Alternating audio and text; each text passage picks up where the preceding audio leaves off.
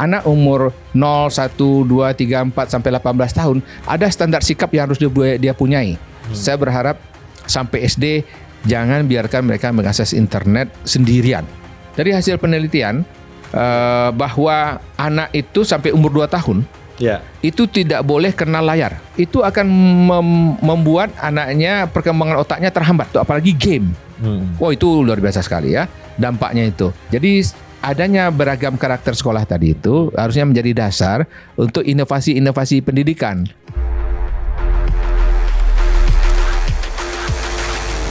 Halo sahabat OMB, obrolan bagi baru.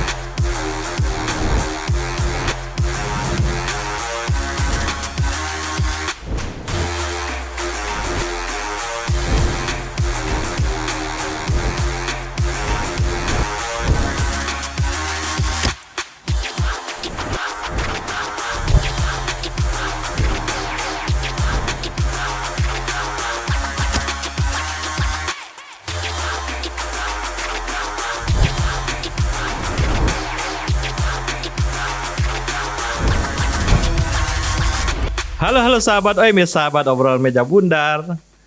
Pendidikan kembali kita bahas, terutama tentang atribut-atribut pendidikan. Ada atribut pendidikan yang basicnya terhadap agama, dilabelkan terhadap agama, ada dilabelkan terhadap internasionalnya, atau dilabelkan terhadap dia menggunakan bilingual, dan juga dilabelkan ke metode-metode gitu yang dipakai. Ada sekolah alam, ada sekolah ini, sekolah segala macam. Ada yang dilabelkan kepada penemu yang di Italia, apa saya lupa namanya. Nah, itu juga ada pelabelan-pelabelan pendidikan di situ. Nah, sekira nih bagaimana kita melihat pendidikan ini, baik dari atribut-atribut yang ada tadi, kemudian juga kita melihat bagaimana masalah standar pendidikan, yaitu masalah pemerataan pendidikan, mana yang berkualitas, mana yang tidak. Hari ini telah hadir Satria Imam Pribadi. Bang Budi, terima kasih sudah datang kembali. Alhamdulillah, terima kasih Budi. Ya. Nah, dari awal tadi kita mencoba menggali memperkenalkan masalah-masalah tadi, apa yang bisa kita tangkap dalam masalah pendidikan? Mana yang benar, mana yang tidak, mana yang berkualitas, mana yang lebih baik gitu. Ya, alhamdulillah itu sebuah fenomena yang menarik ya. Ada beragam pola pendidikan ya.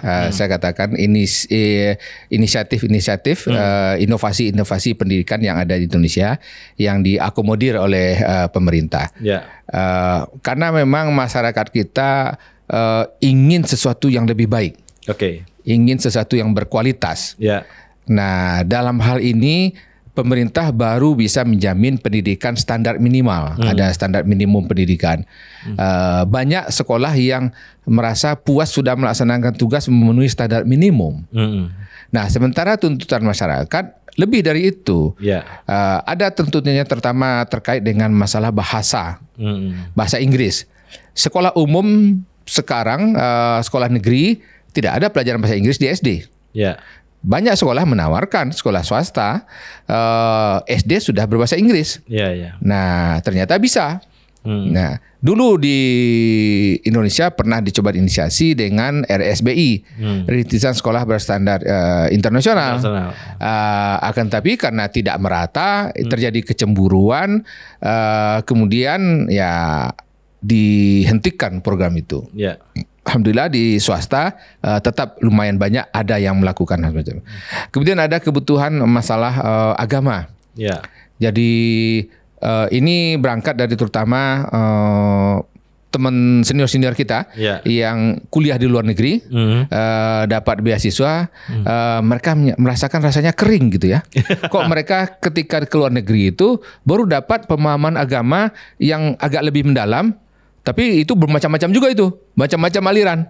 Nah, jadi mereka coba, kalau gitu saya harusnya di Indonesia pendidikan agama itu harus dikuasai agak lebih awal. Selama ini pendidikan kita kan seolah dikotomi. Sekolah umum itu hanya pelajaran agama sedikit, ada sekolah agama, madrasah full agama, tapi kurang menguasai materi umum. Mereka tidak belajar IPA segala macam gitu ya. Nah, senior-senior kita ini ingin agar sekolah umum ini dapat materi agama yang agak lebih baik. Nah, itulah mulai muncul sekolah SDIT itu ya. Nah, yang akhirnya berkembang menjadi sekolah alam, schooling dan semacam. Nah, hal ini alhamdulillah pemerintah mengakomodir. Dulu juga sudah ada sekolah seperti Muhammadiyah. Nah, lebih ke Muhammadiyahan. Tapi standarnya juga masih sedikit nilai agamanya. Sekarang makin berkembang ya dengan berbagai macam variasi.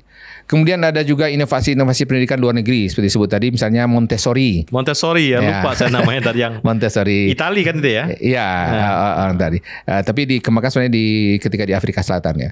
Nah, jadi konsep itu coba ditawarkan. Nah, tapi sebenarnya ada konsep yang lagi, misalnya seperti meniru sekolah Finlandia, terkenal Finlandia nomor 1 gitu ya. Nah, itu juga coba mengacu ke situ. Ada irisan persamaannya. Ada lagi konsep yang saya coba pakai sekarang. Nah, jadi kita konsepnya mencoba mendidik itu secara holistik. Jadi istilahnya itu BCCT, Beyond Center and Circle Time. Itu di mana anak itu setiap tahapnya itu ada ukuran pendidikannya. Dia harus mencapai dalam beberapa aspek. Pertama aspek afektif, sikap. Anak umur 0, 1, 2, 3, 4 sampai 18 tahun ada standar sikap yang harus dia punyai. Mulai dari trust, kepercayaan, kemandirian, inisiatif, self concept. Itu ada standar-standarnya setiap umurnya. Nah, kemudian ada kognisinya, standar kognisinya, udah jelas kita tahu. Kemudian ada social skill. Bagaimana standar hubungan dia dengan teman-temannya? Ada ukurannya. Nah, kita kembangkan termasuk juga fisik dan estetis. Nah, di konsep BCCT ini kalau dikenal sekarang adalah sekolah sentra, itu dikembangkan dengan diperhatikan dengan cukup baik. Ini mengacunya ke California. Di Amerika.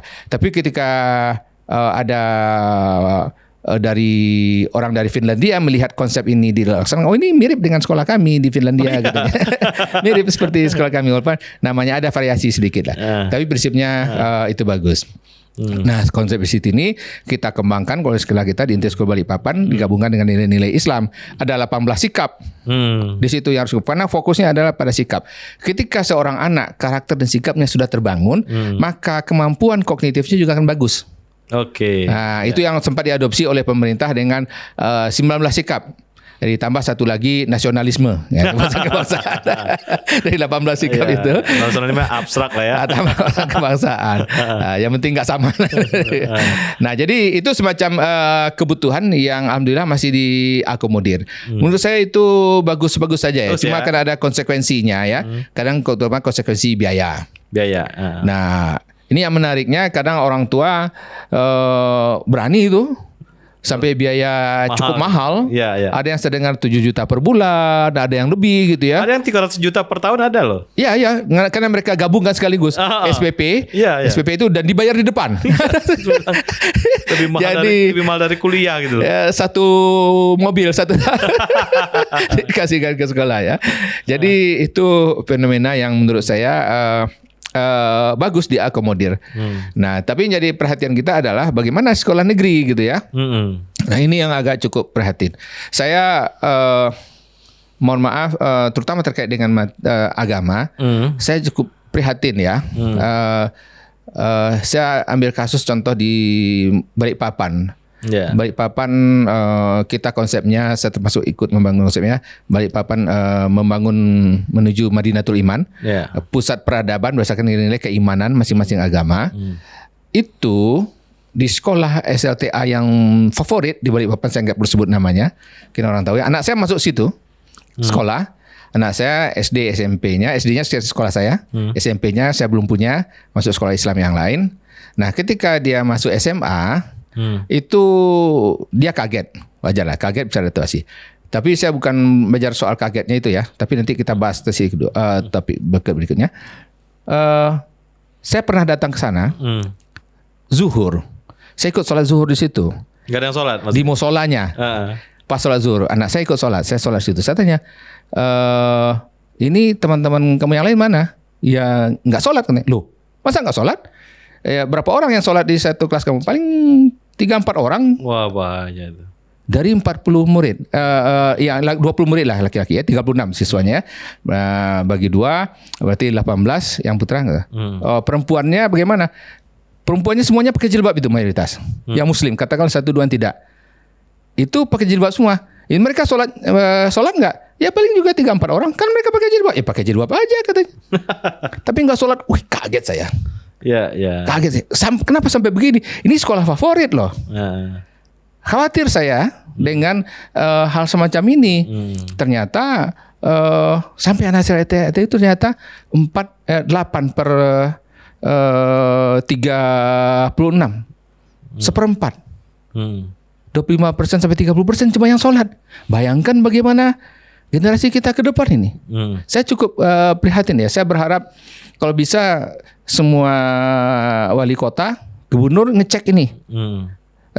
Saya pernah kunjungan ke Jakarta. Saya pengurus Dewan Pendidikan. Ada satu sekolah yang kita kunjungi, itu lumayan diwajibkan. Pas waktu zuhur, mereka sholat semua. Di lapangan. Diimami oleh gurunya gitu ya. Semuanya sholat di lapangan. Maaf di Balikpapan itu tidak terjadi. Saya agak mengagetkan gitu ya. Saya sudah sampaikan tapi saya nggak terlalu aktif lagi. Ini menjadi pemikiran harusnya semua kepala daerah ini yang muslim harus bertanggung jawab ini terhadap generasi mereka gitu ya. Jadi ada tantangan soal agama. Belum lagi ada tantangan soal internet. Nah, internet. Ini lumayan ada 2 hal menurut saya di situ ya.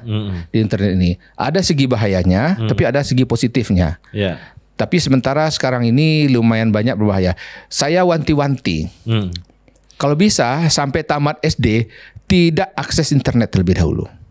SD ya. SD dibiarkan anak akses internet sendiri.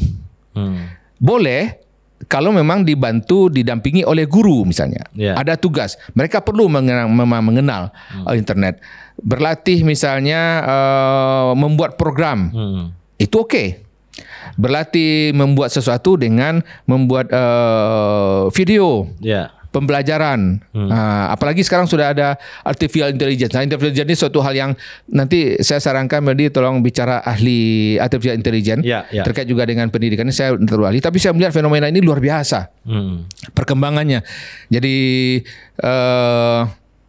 guru-guru seharusnya saya sudah lagi mendorong guru saya itu membuat bahan pembelajaran dengan artificial intelligence itu sangat mudah. Topik apa? Sebut aja, keluar PowerPoint-nya dalam nggak sampai 1 menit. Itu luar biasa. Murid-murid harusnya juga bisa belajar itu. Dia mau belajar tentang apa? Tolong gambar-gambar tentang itu mudah saja. Ini potensi luar biasa untuk kita belajar menggunakan artificial intelligence. Dalam waktu sedetik, sebentar nggak sampai 1 menit, presentasi, bahan ataupun video tentang itu sudah jadi.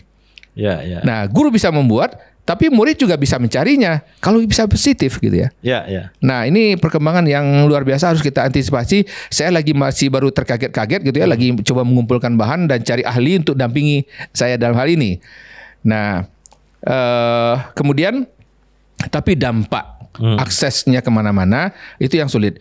Jadi mohon maaf, saya harus akui di antara terutama ketika COVID kemarin, itu luar biasa sekali dampaknya pada pendidikan kita. Kami yang lumayan ketat ya mengontrol anak-anak itu masih kecolongan juga. Ada 1-2 anak yang terpapar hal negatif ya, katakanlah pornografi ya. Itu mencoba mengatasinya itu lumayan bekerja keras kita dengan orang tua. Karena dia lumayan bisa kucing-kucingan dan lain segala macam. Nah, ketika sudah tahu itu agak sulit itu. Nah, kita harus betul-betul kontrol anak kita itu mengakses apa. Saya berharap sampai SD jangan biarkan mereka mengakses internet sendirian. Dengan bebas. Apalagi kalau udah punya TV dan laptop di kamar sendiri itu saya harap jangan dulu. Jadi kalau mau bekerja itu di depan ruang tamu, kita bersama lihat apa yang dikerjakan, kita dampingi. Kalau perlu mereka bertanya, kita harus siap juga. Jadi dalam sekolah kami itu salah satu yang kita konsepkan, sekarang itu orang tua itu harus punya 3 gelar doktor. Maksudnya apa tuh? 3 gelar doktor. Harus menguasai tentang ilmu konsep pendidikan seperti saya katakan tadi itu. Sehingga orang tua di sesi sebelumnya ya, orang tua kami training untuk mengetahui konsep-konsep dasar pendidikan ini. Sehingga dia tahu prinsip dasar bagaimana mendidik anak dengan baik, dengan positif. Bagaimana membuat mereka disiplin. Ada tahapan-tahapannya, ada trainingnya itu. Mereka harus menguasai itu. Bagian dari ilmu psikologi pendidik anak. Yang kedua, mereka harus menguasai ilmu matematika dan sains dan sosial dasar gitu ya. Jadi materi pelajaran itu mereka harus bisa mendampingi, terutama pada level SD. Nah itu kan semacam gelar PhD lah. Nah sosial dasar juga masuk ya? Ya, sosial dasar hal semacam itu mereka juga harus kuasai. Jika ada orang tua yang mampu seperti itu luar biasa itu ya. Nah itu yang kita harapkan, karena tantangan ke depan ini lumayan besar ya. Nah jadi internet tadi kalau anak bisa terawasi itu oke, positif. Dan harus terbatas. Nah, satu lagi agak cukup penting ya.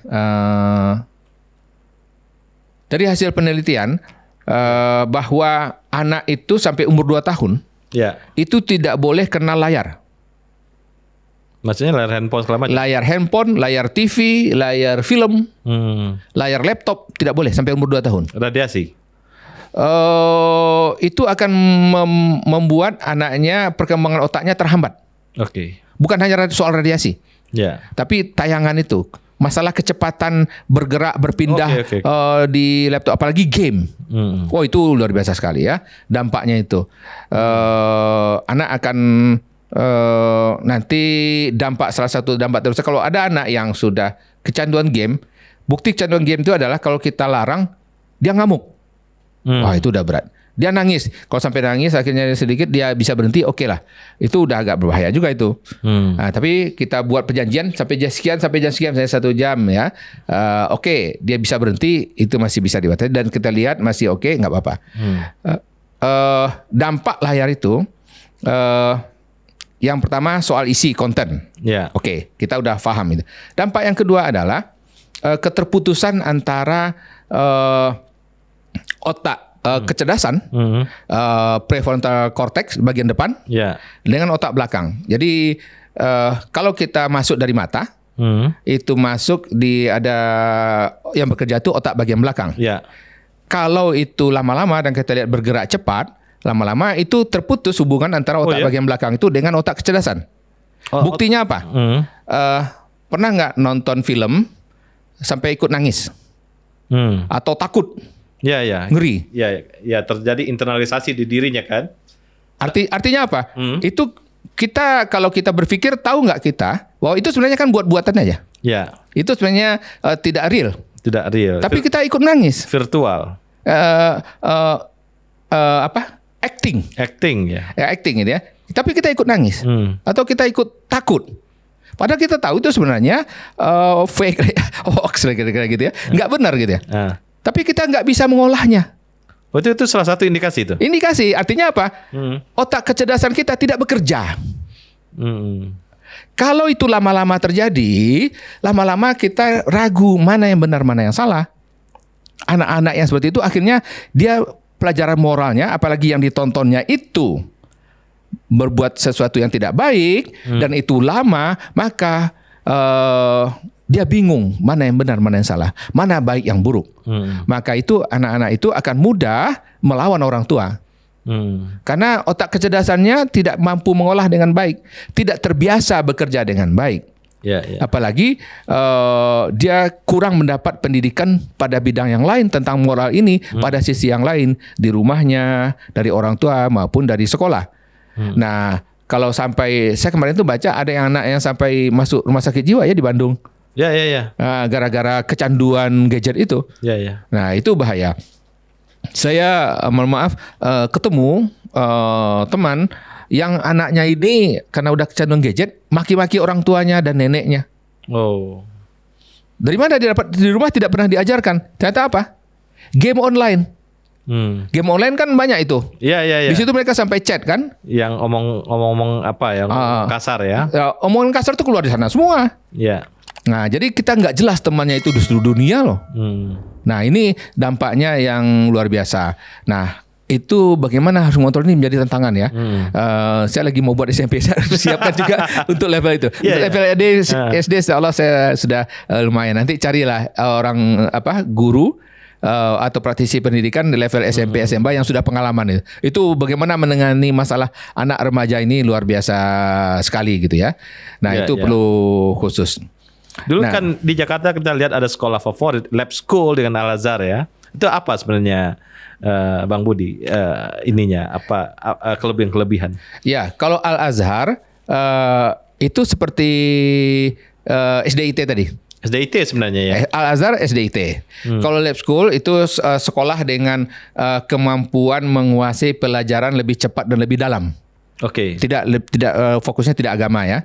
Kalau Al Azhar agama SDIT. Tapi sebenarnya banyak sekolah-sekolah yang baru sebenarnya sudah lebih inovatif dibanding Al Azhar. Al Azhar sudah level bagus. Tapi muridnya masih agak cukup banyak, pola pembelajarannya masih banyak standar lama, standar klasikal ya besar. Kalau di kelas saya itu sudah belajarnya murid tidak banyak, satu kelas itu 13 sampai 15 orang. Belajarnya itu dalam susunan meja kelompok-kelompok seperti halnya TK. Ya. Seperti itu terus sampai SMP. Roundtable gitu ya. Di awalnya buka dulu dengan duduk melingkar. Oke, dijelaskan apa pokok pelajaran kita, tata tertibnya apa yang dicapai, apa yang dikerjakan. Setelah itu mereka berkelompok. Ada buku, ada pedomannya, harus buka buku ini, kerjakan ini, nanti hasilnya mereka presentasi. Nah, itu beberapa inovasi di sekolah kita ya, di PC City. Beberapa sekolah yang lain juga udah mirip seperti itu. Nah, Al Azhar materi agama itu SDIT. Nah, Lab School itu ya pola pembelajaran agak lebih bagus. Tapi pola pembelajaran lebih bagus itu mulai masuk juga ada Montessori, ada misalnya High Scope yang lumayan mahal-mahal gitu ya. Ada yang bahasa Inggrisnya full. Ada yang campur gitu ya. Kalau sekolah saya belum full karena tidak semuanya anak-anak mampu untuk mengejar itu. Tapi sudah pakai metode kayak ada kursus yang cukup maju. Kita tiru metode itu tapi materinya kita susun sendiri. Nah, inovasi-inovasi itulah yang banyak dilakukan dan dicari orang tua mau bayar nilai tambah hal semacam itu. Yang di sekolah negeri karena gratis, mereka tidak mampu menghadirkan kegiatan-kegiatan ekstra tambahan itu. Nah, ini yang menjadi masalah karena harus gratis. Sementara pemerintah anggarannya terbatas. Kemudian kalau sekolah melakukan pungutan untuk tambahan itu kena lagi pasal masalah nanti di pendidikan ini. Kepala sekolahnya bisa dipecat, dia nggak kursi, bisa dipindahkan. Nah, ini beberapa fenomena. Tapi saya sebenarnya memuji Nadiem ya, konsep yang dikembangkan oleh menteri sekarang ini Nadiem ya. Apa nih kelebihannya? Bang Budi. Jadi konsepnya itu sekolah merdeka. Saya memahami konsep awalnya ya, ide awal Nadiem. Mohon maaf, belakangan ini berkembang oleh penyusun-penyusunnya lain lagi arahnya.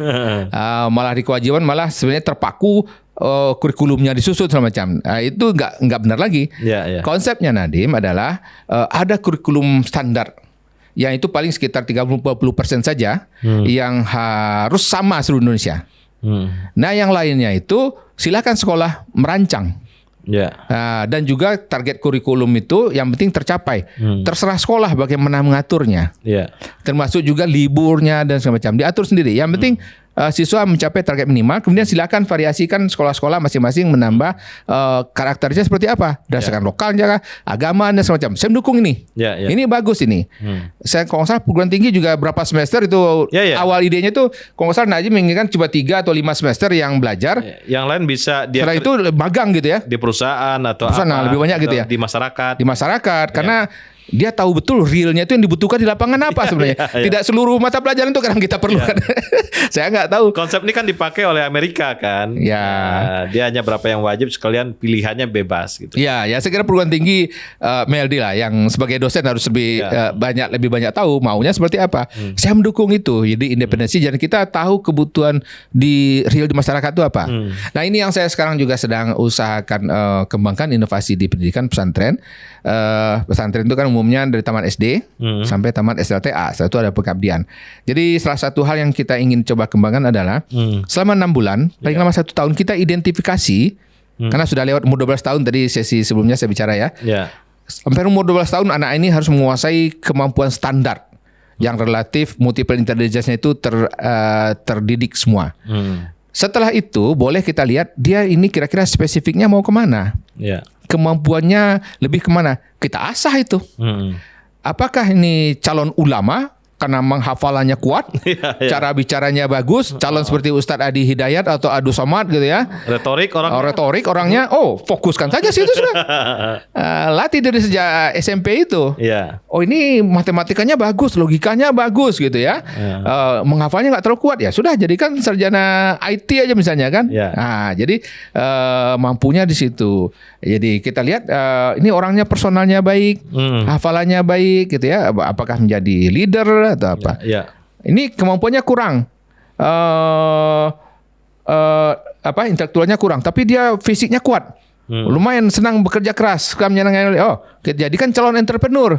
Kita punya lahan pertanian misalnya, didik di situ menjadi petani modern, kan luar biasa nih. Kita punya teman itu di Lembang, lahan 10 hektar. Dia pakai teknologi modern, teknologi tetes dan pakai computerized dari Israel tuh, tapi dia beli dari Thailand. Itu lahan 10 hektar itu. Dia pakai teknologi tetes? Ya. Tapi Lembang kan sering hujan. Tergantung. Kalau nggak hujan dia pakai itu, karena setiap hari. Itu harus ada takarannya. Kalau misalnya terlalu banyak hujan, dia nggak pakai cairan tetes lagi. Harus butiran padat. Karena Israel ya gersang lah ya. Gersang. Tapi lumayan banyak juga dia pakai. Nggak selalu hujan.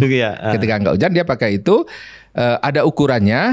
Itu hasilnya 1-2 M sebulan. Iya. Bersih. Separuhnya lah. Separuh. Jadi bersihnya separuh. 1 M sebulan. 10 hektar. Di mana cari duit 1 penghasilan sudah semacam itu. Saya punya pesantren yang saya bina di Balikpapan, punya lahan 72 hektar. Santrinya 300, tapi sayur masih beli. Kadang-kadang sayurnya dari sini juga tuh. Nggak, jadi artinya lahan seluas itu nanam sayur aja nggak bisa gitu kan? Karena programnya nggak ada. Dibikin dong. Nah, hal-hal semacam itu yang kita lihat bisa dilakukan. Jadi dengan programnya kebebasan yang diinisiasi oleh Nadiem, saya setuju sekolah-sekolah ini mulai membuat inovasi-inovasi pendidikan. Jadi saya setuju sekali inovasi pendidikan ini dikembangkan terus. Yang penting ada basic standar diinginkan pemerintah apa. Kita penuhi itu. Standar matematiknya, standar wawasan kebangsaannya, pengetahuan Pancasilanya, kehidupan sosial kemasyarakatan, keindonesiaan, kebinekaan, tapi yang lain untuk mereka life skillnya, untuk kemampuan kecerdasan yang lainnya kita mau arahkan kemana itu bisa. Jadi saya mendorong satu sekolah itu tidak semuanya harus dipaksakan. Misalnya kan ada sekolah Quran. Tidak semuanya dipaksakan harus hafal 30 juz. Kalau nggak mampu masa dipaksa juga gitu. Ya. Dia potensinya dia maunya kerja fisik, ya sudah bertani, ada pesantren semacam itu. Saya lihat banyak senior-senior kita, teman-teman kita yang mendampingi teman-teman ITB di pesantren-pesantren sudah mulai itu sudah bagus. Saya ingin ada di beberapa negara maju tidak semua orang masuk perguruan tinggi. Betul. Malah yang sekolah vokasi ya. Sekolah vokasi banyak. Nah itu saya kira inisiatifnya situ. Jadi bisa jadi ini sekolah tidak mesti dia harus sekolah vokasi atau full SLTA. Kalau lihat kecerdasan anaknya sudah ke sana, saya lebih cenderung mendorong sekolah itu memfasilitasi anak dengan karakter tertentu ini. Tidak semuanya harus dipaksakan. Kalau misalnya dia udah masuk jurusan IPA di SMA ya. Tapi dalam perkembangan dia lebih cenderung ke yang lain, fasilitasi saja gitu ya. Tapi juga harus disadarkan kepada orang tua. Kadang orang tua nggak mau. Yang anak saya mau tidak mau harus ikut seperti saya masuk di ITB atau kedokteran gitu ya. Kalau dia sukanya masak gimana? Toh bisa dia jadi master chef gitu ya. Nah hal semacam ini perlu menjadi perhatian kita. Jadi adanya beragam karakter sekolah tadi itu harusnya menjadi dasar untuk inovasi-inovasi pendidikan. Dia menggali potensinya. Betul. Kan lumayan banyak orang cerita setelah tamat akhirnya tidak bekerja di bidangnya. Karena dulu ikut kuliah itu ikut-ikutan.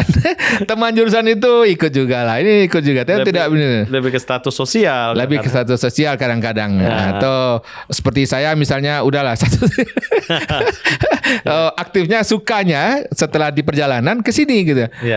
Cuma saya dulu tidak terfasilitasi. Untung terfasilitasi oleh Salman ya. Ada sekolah Salman ya. Karisma. Ada aktivitas di unit itu yang mendidik kita menjadi seorang leader mengarah kemana. Ya, itulah yang itu yang kadang-kadang kemarin saya lihat salah satu capres yang nggak boleh sebut namanya ya, yang memotivasi itu kalau ada mahasiswa yang tidak punya keaktifan sama sekali itu rugi jadi mahasiswa. Harus punya aktivitas. Nah ini yang kampus harusnya juga memfasilitasi. Kalau memang anak-anak seperti itu ya jangan dipaksa. Saya nggak tahu ya sekarang nggak boleh lagi ya lulus dalam jangka waktu agak lama. Sebenarnya untuk membangun leader nasional sumbernya kan ada tentara, ada pengusaha sekarang ya. Dan ada juga yang aktif di mahasiswa. Nah yang aktif di mahasiswa ini harus didorong sebagai dia nanti ini calon leader nasional. Yang harus perguruan tinggi amati ini dibuka aja supaya dia kan kalau kita di mahasiswa itu kan enaknya gini. Kita bisa belajar agama, belajar sosial, belajar hubungan internasional, geopolitik, politik, ekonomi dipelajari semua kan? Nah, ruang untuk mempelajari yang multidisiplin itu cuma di waktu kita mahasiswa. Betul. Nah, setelah itu kan nggak bisa pelajari lagi. Di situ kita latih karena leader itu harus menguasai itu semua. Betul, itu. Walaupun dia menguasainya dasar-dasarnya aja, ya udah. Nah itu ajang itu yang nanti si mahasiswa ini jadi leader. Kalau enggak nanti kita akan kekurangan leader. Nanti presidennya pengusaha lagi gitu ya. Saya kira itu yang diinginkan Nadiem dalam tanggapan saya ya. Diberi kebebasan dia mau fokus kemana ini nanti gitu ya. Apakah dulu ada teman kita Lendo. Dia mau merancang sistem perguruan tinggi itu. Jadi anak ini bakatnya apa? Dia mau belajar apa? Dia rancang sendiri kurikulumnya. Kita carikan dosen yang terbaik di bidang itu. Fleksibel banget. Jadi nanti menjelang akhir magang, dia belajar langsung di profesor itu. Misalnya dia mau arsitek, ya sudah sekolahnya siapa arsitek terkenal di situ dia jadi pembimbingnya. Dia langsung praktek di biro arsiteknya itu. Nah pelajarannya tidak mesti harus belajar di kampus melulu gitu ya, tinggal dilaporkan aja nanti. Apa standar tesnya, punya kemampuan ini, tinggal dites aja nanti. Itu kan sama di pelajaran-pelajaran tradisional. Kalau kita suka dengan guru ulama tertentu, kita jadi cari di situ kan. Kita memperhatikan dia apa segala macam kita belajar gitu. Dan itu juga pola. Saya kira Nadiem mendorong untuk ke situ. Betul. Karena banyak sekali Nadiem sih dia pernah cerita banyak sekali di Indonesia itu kayak saya dia bilang saya lulusan FISIP UI. Tapi kan kerjaan saya apa? Kan beda itu. Nah itu yang dia nggak mau seperti itu gitu. Betul. Jadi harus ada fleksibilitas gitu ya. Betul. Seide dengan teman kita almarhum Lendo ya. Jadi ketika lihat sudah jelas bakat anak ini mau mengarah kemana, fasilitasi. Nah kalau bisa saya nggak tahu tuh kampus sejauh mana bisa fleksibel hal semacam itu. Mungkin dorongannya dia padahal kampus tolong fleksibel, jangan terlalu paku paket pelajaran jurusan TI misalnya harus ini nggak boleh macam. Nah mungkin berapa saja yang pokok, yang lain itu boleh dikembangkan. Nah sebenarnya di ITB itu dipakai oleh jurusan matematik dulu. Matematik kan cuman sampai tahun kedua tuh mereka belajar matematik. Lain kan ngambil di TI, mereka ngambil di elektro, ngambil di arsitek. Kan gitu mereka. Betul. Itu enak itu. Matematik itu. Dan itu diakui ya. Diakui oleh jurusan matematik. Nah, harusnya bisa seperti itu. Dan dia cuman dasar matematiknya sampai tahun kedua udah. Tahun ketiga, tahun keempat dia bebas ngambil apa aja. Harus fleksibel itu. Nah, saya kira ke depan mungkin begitu. Nah, saya lagi berharap nih pesantren ada 2 lagi saya arahkan di Padang, 1 di Kampung 1, di Kota Tinggi mau arahkan seperti konsep seperti itu. Jadi nanti diteliti udah dampak karena umur 12 tahun itu kalau tidak diarahkan seperti Nabi ya, kapan dia matangnya? Masa kita baru siap bekerja setelah tamat kuliah umur berapa? 23, 24, 25 lah ya. 25 tahun. Setelah itu, padahal zaman Nabi enggak, umur belasan udah siap gitu kan. Karena dia udah fokus. Kemampuan keterampilan sudah fokus. Kalau dia kuliah lagi nanti itu penambahan pendalaman saja tuh. Sekarang kuliah online udah banyak ya. Nah, Sudah bisa sebenarnya sekolah online dan segala. Apalagi di Kota Tinggi ditanamkan ada figur Tan Malaka di situ. Ya. Menjadi figur utama kan. Figur utama. Jadi semangatnya lebih tinggi lagi tuh. Betul. Wah, ya kan untuk itu. Iya, jadi ada Tan Malaka, ada figur contoh Agus Salim tadi yang belajar sendiri. Hamka juga termasuk tokoh yang belajar sendiri. Jadi dia mungkin mendorong itu. Kita sekarang misalnya ulama-ulama yang luar biasa yang diakui besar itu seperti sebenarnya Gus Dur ya. Gus Dur itu juga begitu. Dia kan kuliahkan di Irak. Pertama di Mesir. Di Mesir ya. Nggak Kemudian selesai. Karena dia nggak suka. Pindah ke Irak. Nggak selesai juga. Kenapa? Kerjaan dia apa? Dia datangin tokoh-tokoh ulama aja. Dia duduk di ulama situ. Dia belajar di ulama ini. Jadi dia merasa di ulama dia lebih dapat banyak daripada di kelas. Daripada di kelas cuma ada standar formalitas dosen nggak mau dia. Begitu juga seperti contohnya sekarang yang lumayan terkenal itu Gus Baha. Ya. Oh itu doktor profesor itu hormat dengan dia karena dia belajar kitab apa dengan kiainya. Ketika belajar ini kiai ini fokus gitu, belajar ini kiai ini fokus gitu. Dulu begitu orang ulama kita di zaman kita. Ya, ilmu cari, jadi dia keliling lihat figurnya kuat dia belajar kan. Ya, di situ didalami itu betul gitu. Kayak belajar kungfu gitu. Betul. Ya kan? Jurus saya kira itu menarik. Gitu. Jurus ini kan sini nih guru masternya ini. Gitu. Ya. Kopingo itu saya kira lumayan bisa ditiru.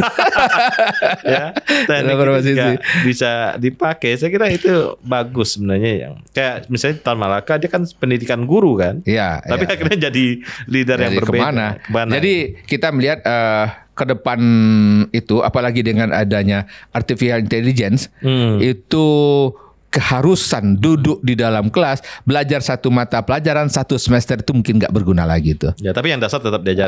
Dasarnya yang penting dia kuasai. Cuma belum tentu dia harus belajar satu semester untuk menguasai itu. Bisa jadi pertengahan semester dia udah selesai, dites saja. Ya. Saya nggak tahu apakah memungkinkan nggak itu ya. Dulu di perguruan tinggi jika ITB memungkinkan gitu kan. Iya, saya udah siap untuk tes. Semua materi buku saya pelajari sampai satu semester, saya siap tes kan. Memungkinkan nggak perguruan tinggi sekarang? Saya kira itu yang diarahkan Nadiem juga itu. Harus didorong. Sebenarnya kayak informatika. Ya. Informatika itu kan antara kemajuan sainsnya dengan kemajuan informatikanya cepat sainsnya kan? Iya. Nah, sehingga silabus informatika itu yang ITB itu keteteran tuh. Gak bisa. Kalau yang ngajarnya perguruan tinggi sekarang, kalau yang ngajarnya itu adalah profesor tua itu gak harus dokter muda itu. Informatika itu kalau profesor tua dia nguasai dasarnya ini loh. Dasar itu aja. Ini kenapa ini terjadi begini? Dasarnya ini. Nah itu juga harus yang dipelajari. Itu anak saya kan ada di perguruan tingginya Meldi ya, di komunikasi. Itu akhirnya saya dorong ya, dan memang katanya akhirnya dia banyak menguasai banyak materi itu di luar. Belajar di luar, tidak belajar dari dosen. Di dosen gini-gini aja katanya. Dia belajar di luar malah lebih banyak. Justru itu yang diharapkan Nadiem itu belajar karena perkembangan ilmu teknologi apalagi komunikasi, marketing itu terlalu cepat. Nggak sanggup kita. Nggak sanggup si perguruan tingginya mengadopsinya. Nah, apalagi silabus per semester ganti kan susah juga. Udahlah, jadi nanti kita bisa suruh mahasiswanya, kamu udah menguasai apa aja? Ini, laporkan aja. Udah sekian, ini kayaknya bisa nilai sekian. Sekali sudah nilai aja sudah. Barangkali bisa gitu. Toh tamatannya bisa menguasai. Kan sekarang di mana-mana kerjaan udah mulai banyak ya. Tidak melihat tamatan apa. Tapi mampu kamu apa? Apa kemampuan kamu? Kalau udah bisa oke. Tidak perlu harus tamat S1, tamat SLT aja udah bisa desain ini ya, kerjakan gitu ya. Itu kira-kira gitu. Menarik ya obrolan kita nih Bang Budi ya, dan dari tadi yang dari SD SMP kemana-mana aja. Tapi ini artinya ada flexibility di situ ya. Orang setelah tadi umur 12 tahun dia harus sampai tertentu ya. Sudah mulai harus fokus menguasai tertentu. Sampai umur 12 tahun. 8 tadi ya, berapa? Multiple intelligence. Ada 8 sampai 10 sekarang. 8 sampai 10 ya. Setelah itu dia memilih apa yang dia suka. Iya, kita bantu arahkan kemana bakatnya.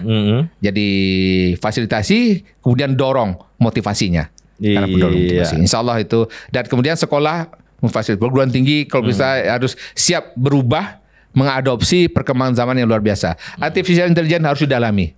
Saya belum mendalami itu. Ya, Bang Budi terima kasih. Terima kasih banyak. Sahabat OMB, sahabat obrolan Meja Bundar. Satria Iman Pribadi dari Balikpapan, nih dari Inti School ya, Inti School Balikpapan, dengan pengalaman dia yang lama di situ, mungkin udah 20 tahun ada ya? Sudah.